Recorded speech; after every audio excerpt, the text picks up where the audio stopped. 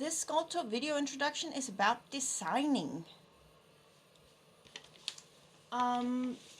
If you want to make something that no one else has made, it's a question of thinking it out. I use Tinkercad for making things.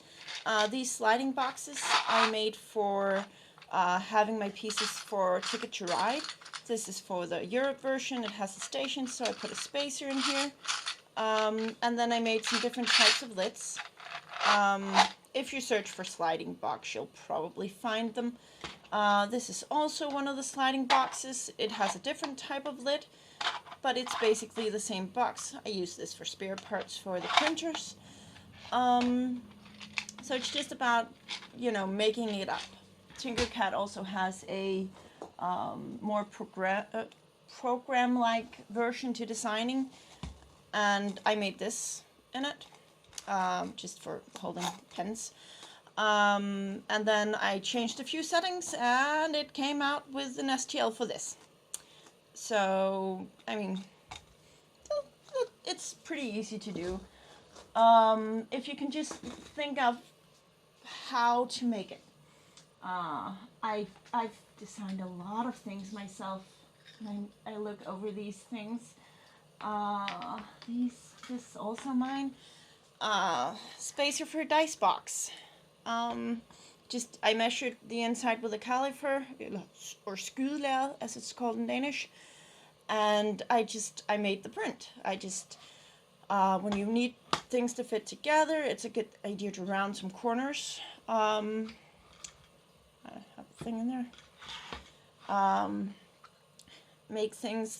If you make things that are multiple parts, you need to think about tolerance. That is, how much space is needed for it to be able to move, because prints are rarely ever exact, and you have to, I would recommend always having things that fit together have the same type of orientation. Of course, with things that are round, if you have something with threading, if this was a screw-on lid, then I would need to think about, it would need to be round. This one has actually threading. These are for playing Dungeons and Dragons. For a whiteboard, these are magnets. And I'll just take that off, see if I can unscrew this. So I made this two-part. So these are printed like this.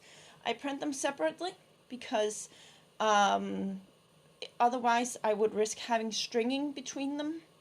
I know it's not a huge risk, but it's something round, and it makes the threading nicer, I think. You can make things really, really thin. You can see my finger through the middle of this. So this is it was something I thought of, and I I'll make that.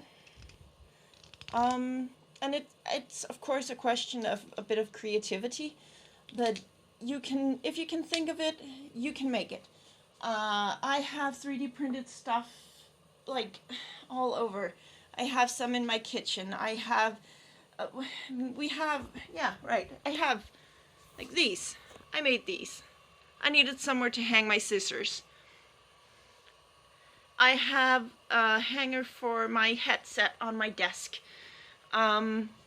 They're just, little things here and there where you go, oh, wouldn't it be nice to, oh wait, I have a 3D printer, I'll make that.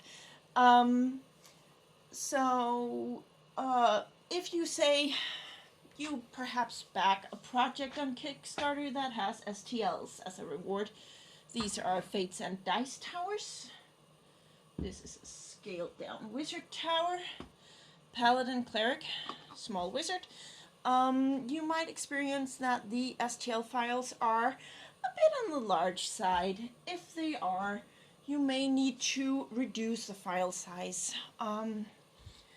I use a Windows program called 3D Builder. It's part of the Windows installation, I think. Otherwise, you can get it for free from the App Store. Is it called App Store? I don't remember. The thing where you can get programs. And it has a simplify.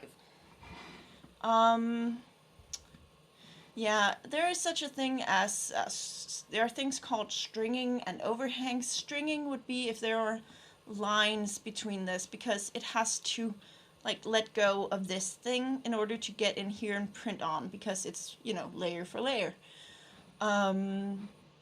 If you have stringing, then that can be fixed in post-processing. Yeah. Be aware that when we talk about, say, tolerance for things like these, it can depend on your nozzle size, the same with the thickness you can make things in. But otherwise, it's just, you know, think of what you want, what you need, and then just make it.